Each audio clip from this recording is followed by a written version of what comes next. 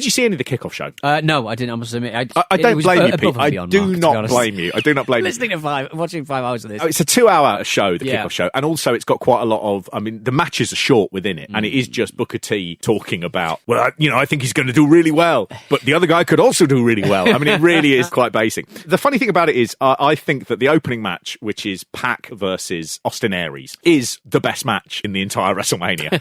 It's a short one, but it's from a period where they did their sporadic thing where they would go, we are bringing back the cruiserweight championship because these young guys really go in the ring, and that always lasts for about 2 weeks before they just go, oh, can someone kill this? Can someone kill it dead? What you have here is you have Neville, who is a former NXT champion, who is a guy from Newcastle.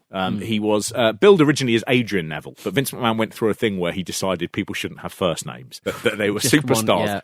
Antonio Cesaro becomes Cesaro. Yeah. Adrian Neville becomes Neville. More recently, Matt Riddle has become Riddle. Which is... Sounds like piss. Was that a riddle? I mentioned a while back, we were talking about like names the Americans don't have. One of them is Adrian. They don't have that. And I was thinking, but I did this with Kevin. And we did a thing a few episodes back, and I said no Americans are called Kevin, with the exception of Kevin Hart. And then within 5 minutes, as a lot of people pointed out, we had discussions about both Kevin Nash and Kevin Spacey, but didn't reference it. No. Now, Adrian, I was thinking, that's another name that is like one of those names that Americans don't have. But then like you've got Rocky, Adrian. Yeah. And it's like, that's Adrian, wasn't it? Not Hadrian. Was it not Hadrian? No, Adrian. No, Adrian. But his what I was about to say bird, because I didn't know whether or not they were married or a boyfriend or girlfriend. And I thought, do you know what's easier? What's safest there is to use a outdated sexist term. Is bird? No, it was Adrian. Oh, right. A lady's name. A lady's name. Of course, in America, ladies sometimes called Ian. PAC was the name that he used throughout most of his career before WWE and NXT. He's from Newcastle, and he does have a look of a sort of modern reboot of Spender stroke Jimmy Nail. It's, I know it's an easy comparison to go, Newcastle, Spender, Jimmy Nail. He does genuinely look a bit like Jimmy Nail. Oh, he's very big at the top and very thin in the middle. Yeah, he is a remarkable performer as well. He really, really is astonishing to watch in the ring. Oh, I've seen this guy before. Yeah, again, he does look like there was two blokes out of Soldier, and the bigger guy who's in Game of Thrones now. Yes, they do have similar looks. Him. You can also see that Neville would fit very, very well in Game of Thrones. He's got that sort of long, straggly hair, the beard. He's got a very tense, brooding look. He just moves like nothing else. That nickname, the man that gravity forgot, it really does apply to him when you see him. He is just remarkable. The ability is just unparalleled with anyone else, I think, on this show. The person who he goes up against in this is Austin Aries, who is also, he's one of those wrestlers I have a hard time with because he is a brilliant talent. He is so quick and swift and crisp in the ring. I enjoy watching everything he does, but he is absolutely 100% in real life a complete twat. This is the interesting thing as we get into the modern era where we get these new things that are problematic with wrestlers. Yeah. And I mean, Austin Aries was really the first wrestler who turned out to be an anti-vaxxer, who turned out to be a right-wing Trump supporter, full of conspiracy theories, all the QAnon stuff he will put up. And when people are like, mate, do you come on? He'll just be like, you absolute sheep. Keep living in blindness. He's hashtag escaping the Matrix today. Perfect timing for a new view. I mean, look, this is a tweet from him in July. He said, I hope we're paying attention to what's really happening right now. The child trafficking rings and the very dark part of our upper society potentially being exposed. Red, blue, royalty, media, celebs, priests, all tied to it. Yet we keep the masses focus on COVID and masks. I mean, can't get half the population to be interested in your fucking sport, mate. I can't help but think there is a massive cross-section of the Capitol insurgents. They will have been massive wrestling fans. I am one of them. Honestly surprised that there has not yet been someone who's gone, well, that's the wrestler XYZ. I find it almost unbelievable that everyone also, weirdly, from that storming thing, if they aren't the mad 60-year-old people, they all look like they could be indie wrestlers. Yes. They're all in good shape.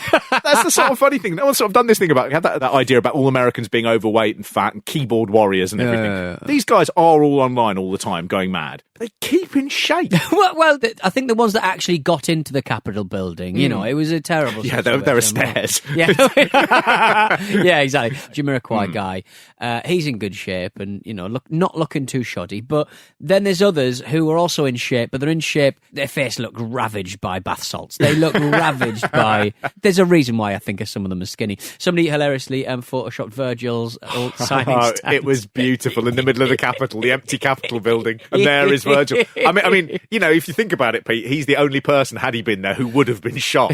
Yes, exactly, true. Exactly. Little bit of politics. Hey. The stadium, within minutes of this match, are chanting for Austin Aries, which is often the end game. If you're a bit of a right winger, you like to hear stadiums chant.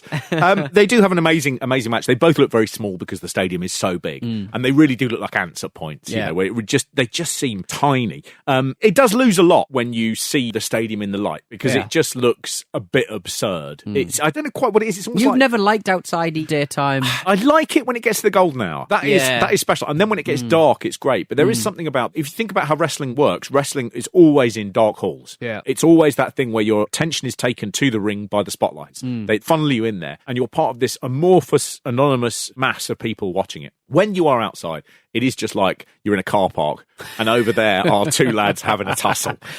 Bray Wyatt in the daytime, I'd very much like to see how they would modify his little You can actually see, because it's so bright, you can actually see the Austin Aries trunks, which, you know, they're silvery and reflective. In the brightness, you can really see, that's that cheap material like you get on like novelty purses. It's a really sort of, you suddenly go, gosh, it's rough actually, it's not smooth. They always look like serpent skin. And actually you can see there, you just go, it's quite rough and abrasive. It's cheap. They have a really, really good match, Aries and PAC. It's so fast, it's so quick. There's a snap suplex that Neville does on Aries, where Aries just lands right on the top of his head. And when they cut back to Jerry Lawler after the match is over, he just sort of goes, that looked so bad. And he's laughing at it, sort of just going, why do they go out there and wrestle like this? Why do they do all of this shit and they're still in the opening fucking match? You know, you can see him just going, these guys, these modern guys, they do not know how to work. No, they care about their job. Idiots. Jerry Lawler did make a career of just walking up to small men, and he would do 3 punches, and then at one point he'd pull down his sort of leotard and the place would go nuts. So when he sees people like jumping off the top rope and landing on their heads and going flat out, he must just think, how have they got it so wrong? I used to do a little punch. That was it. And I used to sell out everywhere. They do interrupt the match, the very, very first match. They interrupt it with an advert for WrestleMania to really make it clear that the pre-match is not WrestleMania. Yes. They're really, really keen on that. And then they have a little advert for Tough Talkers figures, which are action figures that speak. Yeah. And they've never, ever been popular. Right. They've never Underground P Network. Take a again, worth watching that little ad because it just sort of shows you why it doesn't work, where they're just like, now you're superstars, talk back to you.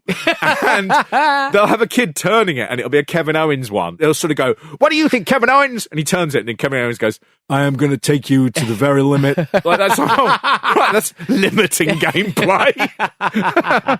Oh, man. Neville actually wins this match. He does his red arrow finisher. The only hint, really, that he's British. He was one of those performers, I think maybe the first in NXT and WWE, who was good enough, but they didn't feel the need to constantly reference the fact he was British. Jimmy British, yeah. They just let him do it, but that finishing move, the red arrow. The other thing about that is, yes, it's a British name, but it's quite, I think, an obscure British reference. Yeah, I don't think the Americans would be like, hey, you know, we need a guy with a finishing move called the Red Arrow after the wonderful Formation flight team. You know? British Telecom. Yeah. His move is called after the BT mascot of the 80s. What was the BT mascot of the 80s? Busby. Busby. No, I don't. Busby was like a yellow bird that hung around on telephone wires and encouraged you to make phone calls. It was very popular. I had like rubbers, you know, at school in my pencil case of Busby. Oh, they were very big. And it wasn't like they were like promotional. You would go to a shop and buy Busby merchandise because Busby was huge. Broke out, yeah. It was the breakout meerkat. star. It was the compare the meerkat. Exactly that. Right. I have a feeling you could even get like Busby books, right? Where it was like Busby's Adventures, right? They were basic, very basic, very limited adventures. You suddenly realise back in the 80s there wasn't a great deal for kids to do. No, and the fact that BT's corporate mascot, which was a bird with no real backstory or charisma, like, kids can't get enough of this corporate mascot. Really, really weird.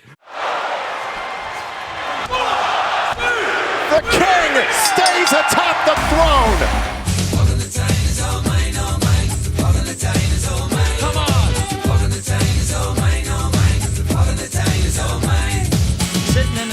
snack bar, sucking sickly sausage rolls. In a dirty old town on the back of the time, setting my sights on gold. It's plain to see, it's black and white. This Geordie boy's gonna do alright. Gonna make you dance, gonna make you sing. Those Geordie boys do anything. The time is now, the time is right. Let's dance on a Friday